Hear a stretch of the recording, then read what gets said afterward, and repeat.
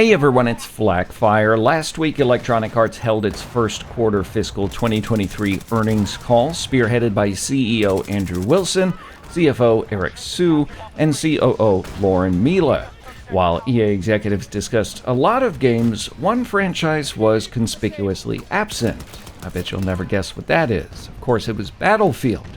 Execs spent a lot of time talking up EA Sports and racing IPs, Apex Legends, and even The Sims, but there was no mention of the troubled shooter franchise. This is kind of surprising, as Battlefield 2042's first proper content drop, 0 Hour, released on June 9th. This was after the previous earnings call on May 10th, making the Q1 2023 earnings call the first since the expansion's release. After a bumpy start, 0 Hour succeeded in luring back a solid chunk of the player base by adding a new map, weapons, and vehicles. Numbers on Steam charts indicated a 300% increase in players after the expansion hit. That seems like a number that EA would probably be happy to bring up in a conference call with investors, yet it didn't happen. Battlefield also recently received another update with stability and bug fixes. Update 1.2 would have been worth mentioning as a commitment to the game and the franchise. However, execs were again silent. Perhaps this means EA found the response to 0 Hour underwhelming, or they simply didn't want to remind investors of its missed marks. For the long run, EA says they have visions for a connected Battlefield universe and that they remain committed to Battlefield 2042. It should be noted EA didn't really mention Battlefield 2042 in the Q4 2022 call either. They only talked about the game when pressed during the Q&A part of the call.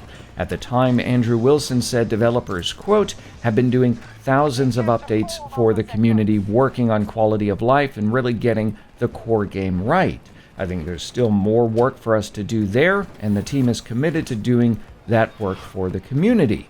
And beyond that, once we get to a place where we feel like we're in the right place with the core experience and the core game, then you should expect us to invest and grow beyond where the game is at today, end quote. Apparently, we still haven't reached that point. During the most recent earnings call Q&A, no questions were fielded about Battlefield 2042. Still, it might be easy to forget that Battlefield as a franchise is larger than Battlefield 2042. We have to remember EA again talking up this connected Battlefield universe. There is a single-player experience in the works at Battlefield Seattle, and Battlefield Mobile is also in development. I will say on that note, a little bit surprised not to hear a progress update on Battlefield Mobile. It's been through some early access tests at this point and is progressing towards release. Early feedback has been relatively positive. The game features actual classes after all, and there's a huge potential market for a mobile Battlefield shooter. EA previously seemed optimistic that the game might release in fiscal year 23, which ends September 30th, 2023.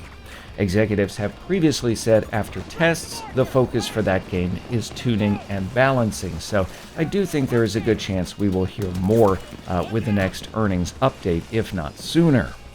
As for Battlefield 2042, does its absence in the conference call really mean anything? Well, it certainly seems like EA are keen not to draw attention to their failures. However, it would have also made sense to discuss that the game has now progressed into the live service phase and is receiving support.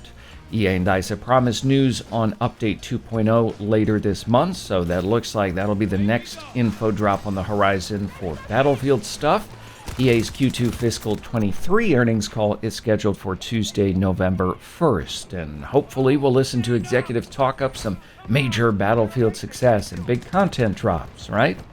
Well, maybe not, but I would imagine there will be some pressure from investors with Call of Duty Modern Warfare 2 releasing in October.